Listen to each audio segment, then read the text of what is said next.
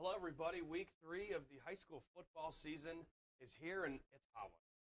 Yeah, week 1 really just kind of teased us with like a low of 68, 70. I had a jacket on, it was great, and now it's in like 90 degrees again, so that's not cool. Mother Nature. Well, summer doesn't want to go away just yet. No, but I think next week will be a lot better weather-wise. Yeah, and it's funny, Sunday, according to Jeremy, is supposed to be like 68, so we go from like 95 to 68 in a matter of minutes. So fall's here. I guess that's a good thing. Yeah, just got to get this last Friday night out.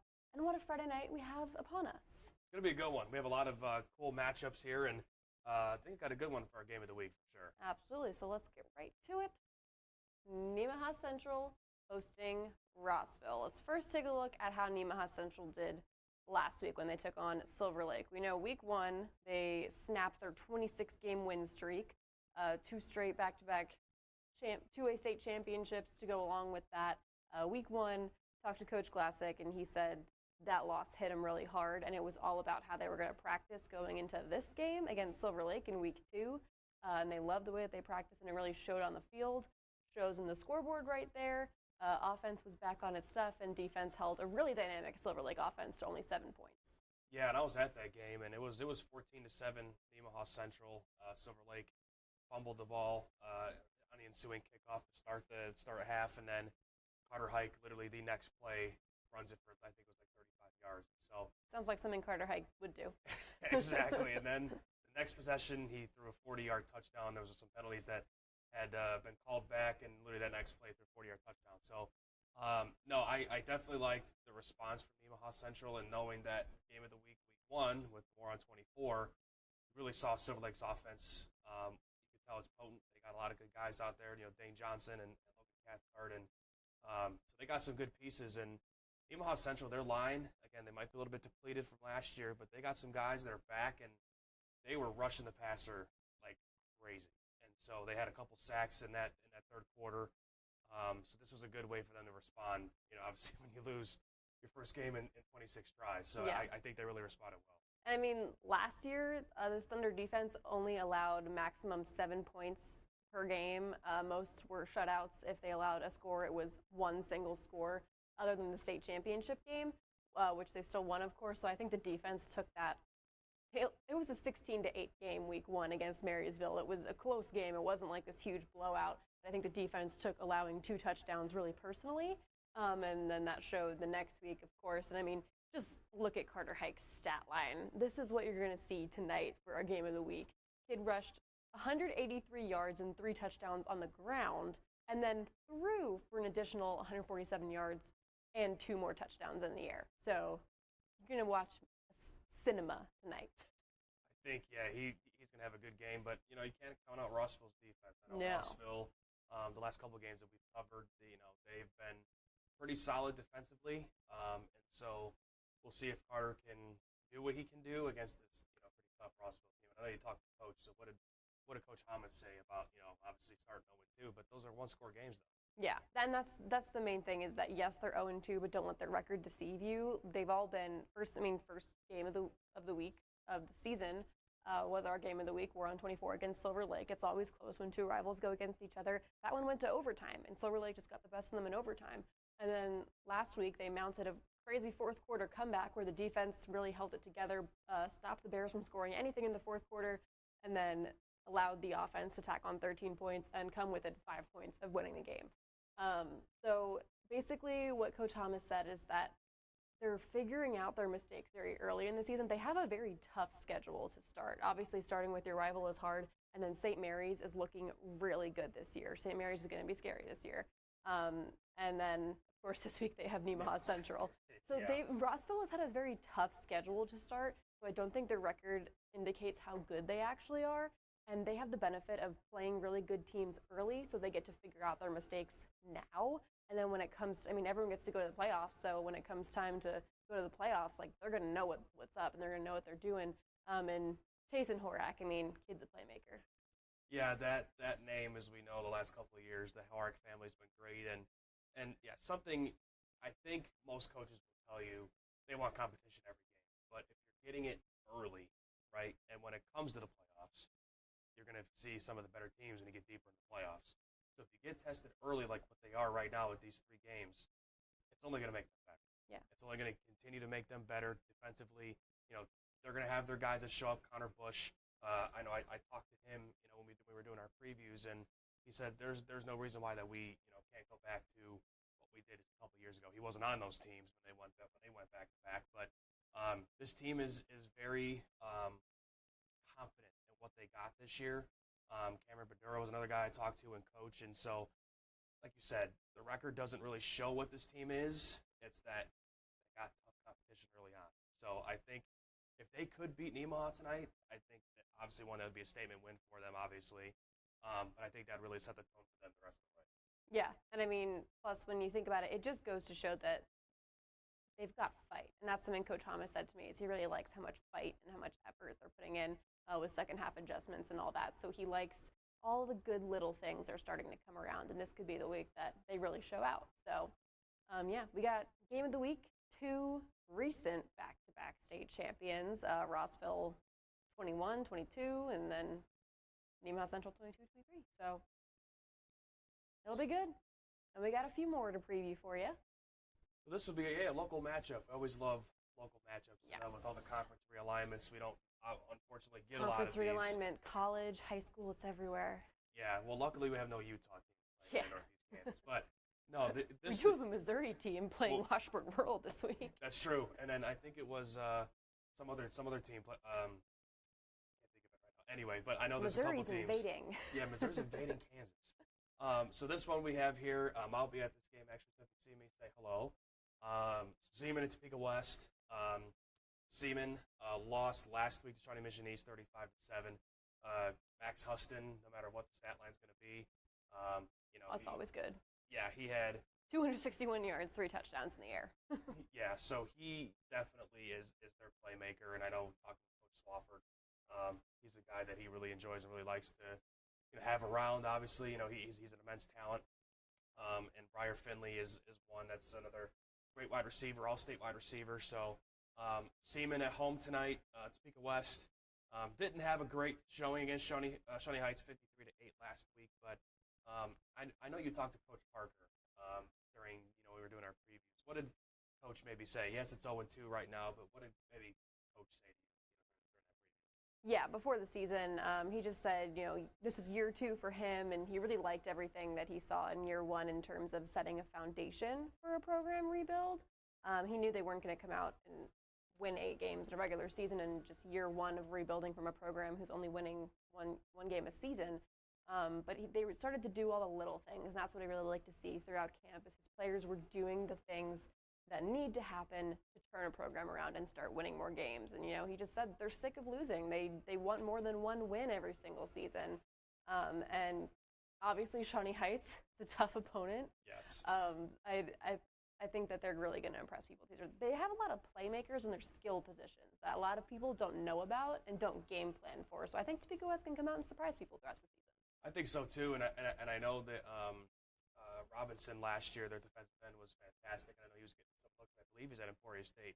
Don't quote me on that, but I believe he's there. But I think this could be a good test for Seaman. Obviously at home and Topeka West, going on the road. So I think this should be a decent matchup for both teams to kind of see where they're at still early on in the season. Only week 3 of the high school season. So I do kind of like this matchup, and it's local, so that always makes it fun. Actually, both teams are in the same conference, so this is obviously, a conference game, which is actually kind of cool. Yeah, with these UKC teams, it's hard to find weeks where they're playing each other and not just playing Kansas City area teams. So exactly. Well, that game last week was a conference game for Topeka West and Shawnee Heights, so this should be a good one. I'm looking forward to see what Seaman and Topeka West can do. I'm really excited about this one. This one is going to be probably either a shootout or a 7-0 game. Yeah. These are 2 really good defenses, and they both have really good new quarterbacks, which is what I like. Whenever you have something new and something fresh, and to obviously show what you're doing right now in the first 2 games, obviously it makes your head coach happy. And we know what Marysville did just a couple weeks ago, snapping Nemaha Central's streak of 26 in a row. But yeah, here's the one stat. They've scored 54 points and only let up 8 in the first 2 weeks. So they've been they've been pretty solid, and we know what Wamigo can do.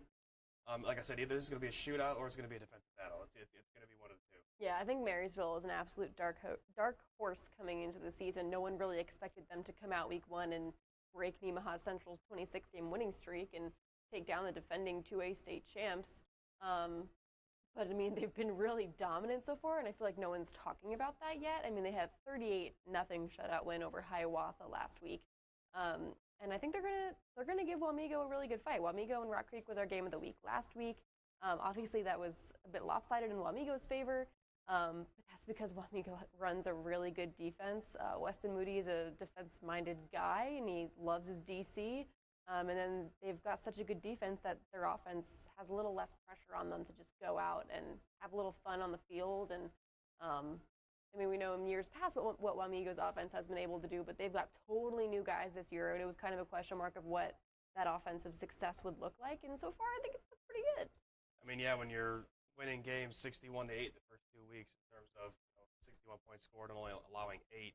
And it's funny you talk about when Hayden Oviatt was there and they had a lot of those guys and Colin Donahue. His name was I was about to say that. Yeah, Colin Donahue was great. They've had a lot of great guys come out of Wamigo, and just because those guys graduate, they're still bringing in guys that are freshmen or sophomores or guys that are now stepping up. And I think Coach Moody does a very good job of doing that, whether it's on the offensive defensive side.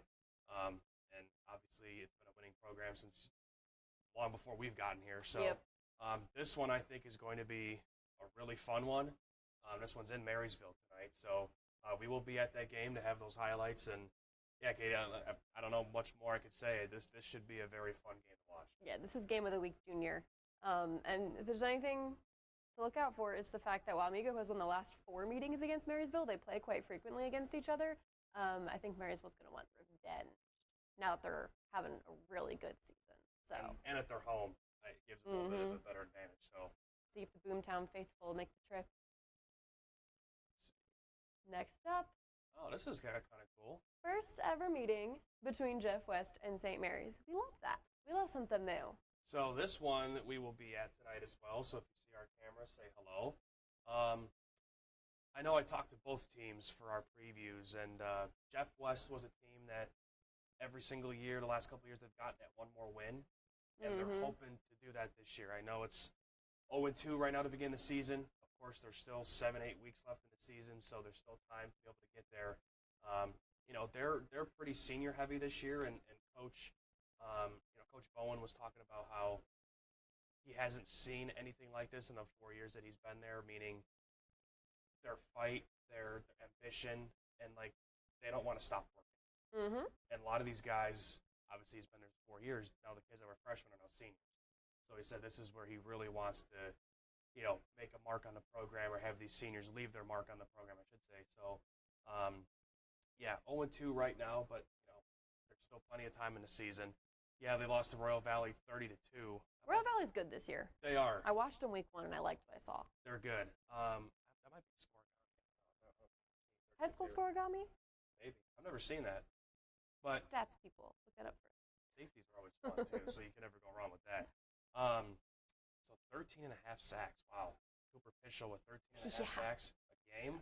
That would be tackles. Or tackles per game. Yes. So I was like, words are hard. Yeah, I was like, wow. So 13. So it they're putting up numbers, but we know when you're going up against St. Mary's this year specifically, Brady Hurla, great. Yeah. With Keller. So what do you like about this matchup, Katie, for St. Mary's? Yeah, I think St. Mary's is the definition of wins a state title, has a next year where they lost their star, Keller Hurla. They lost other big names on there. They took that year to rebuild.